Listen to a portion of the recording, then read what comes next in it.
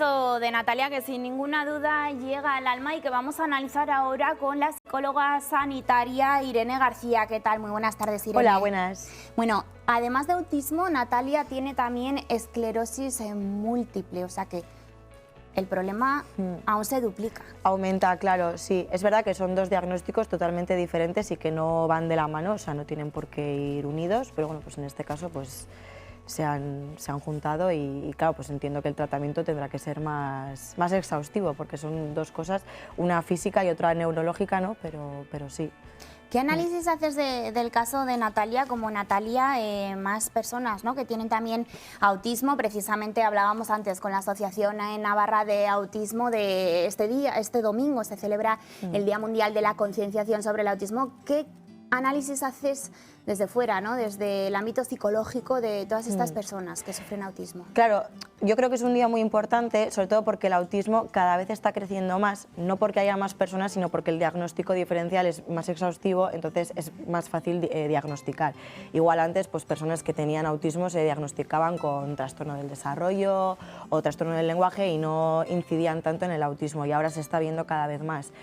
También es cierto que uno de los hándicaps del autismo es que, por ejemplo, de aspecto físico, no tienen por qué tener ninguna característica diferencial, como puede pasar, por ejemplo, en el síndrome de Down. Entonces, claro, tú los ves, ¿no?, y físicamente pueden ser totalmente neurotípicos. Entonces, claro, la gente que todavía no entiende o no sabe muy bien lo que es el autismo, pues ven igual a personas o a niños comportándose de una forma más rara de lo que suelen entender como normal y no entienden lo que está pasando. Entonces yo creo que es un día muy importante para dar visibilidad a este trastorno. Precisamente a ella se lo diagnosticaron con 4 años, pero antes decían que tenía un retraso psicomotor.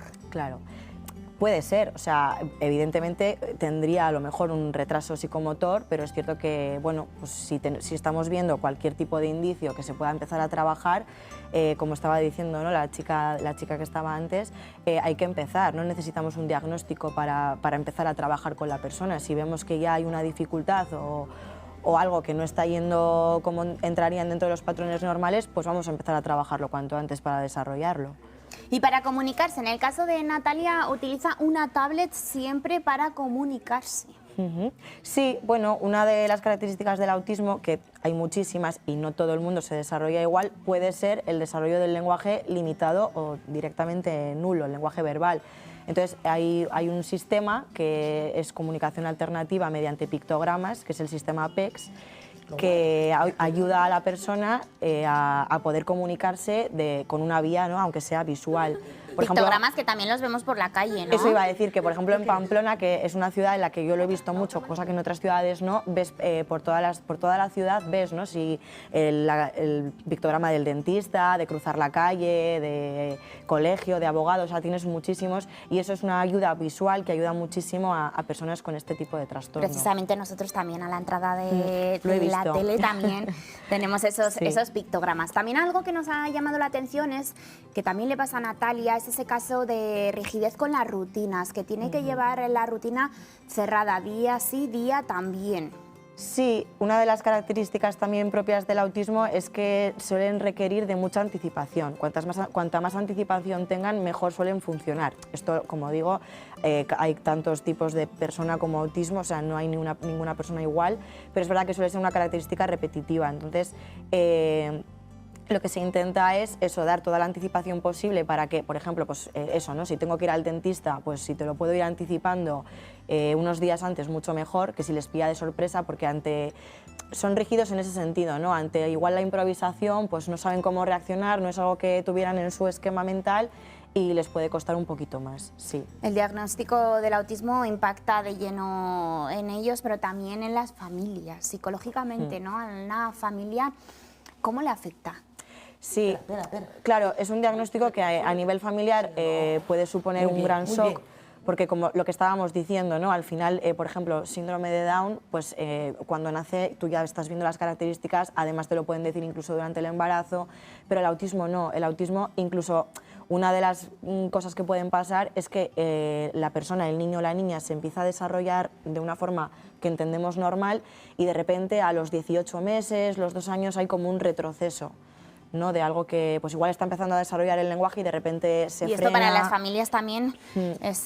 Claro, es un shock porque dices, pero si se estaba desarrollando bien, ¿qué ha pasado? ¿No? Y claro, cuesta asimilar y entender esta parte. O sea, el trabajo con la familia es igual de importante que con el menor.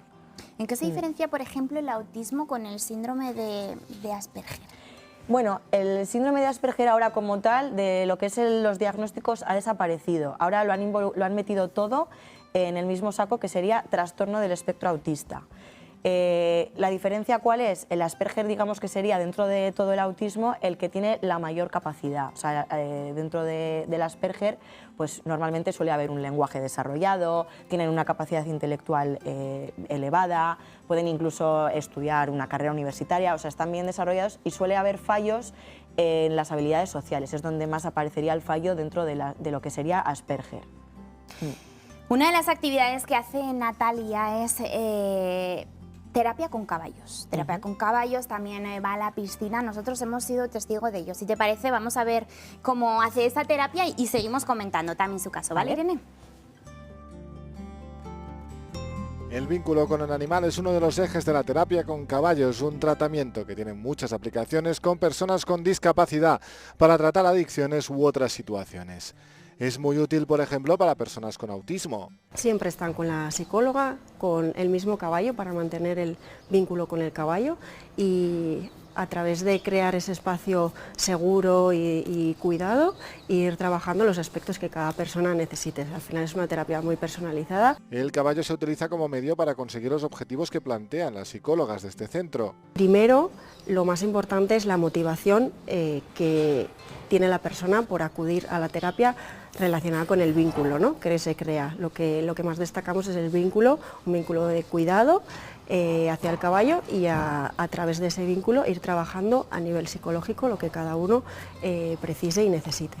Unas sesiones que no solo se basan en montar a caballo, sino que también incluyen cuidar a los animales. Trabajando con nosotras y la verdad que su evolución es día a día, poquito a poquito, paso a paso.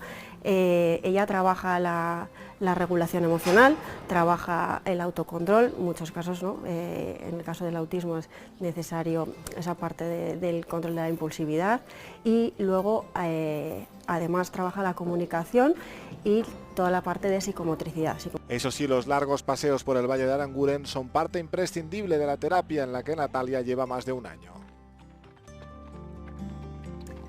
Irene, cuando han venido nuestros compañeros de acompañarle a Natalia a hacer esa terapia, nos decían que era otra persona cuando estaba con ese caballo, cuando entraba en contacto con ese caballo. Sí, es un tipo de terapia que se suele utilizar mucho, la terapia con animales en general.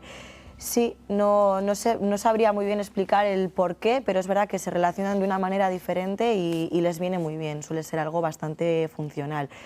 Todo este tipo de herramientas acompañadas de la terapia, pues como puede ser esto, ¿no?, la musicoterapia, la terapia con animales, el arteterapia, en la discapacidad en general se ha visto bastante buen resultado. Sí. ¿Cómo hay que motivarles a ellos, no solo a las personas con autismo, sino también a sus familias? ¿Cómo hay que motivarles?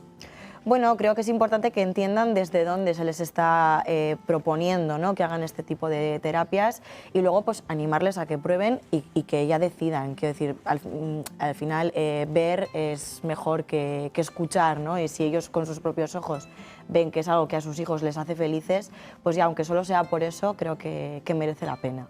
¿Qué le dirías a Patricia, ¿no?, a la madre de Natalia, que se ha convertido sin ninguna duda en ese apoyo incondicional, en ese apoyo de su hija de 23 años que tiene autismo? Y ¿qué le dirías a ella? Bueno, pues que tiene un aprendizaje muy bonito por delante, aparte de lo que ya, por supuesto, habrá aprendido en estos 23 años. Y bueno, pues que al final creo que es una buena oportunidad que tiene también, ¿no?, para desarrollarse con su hija e incluso compartir cierto ocio, ciertos hobbies, que con una persona con autismo esto puede ser complicado, ¿no?, porque dentro del autismo también muchas veces vemos intereses muy restringidos o que no quieren estar con otras personas y prefieren esta parte de estar en juego más individual.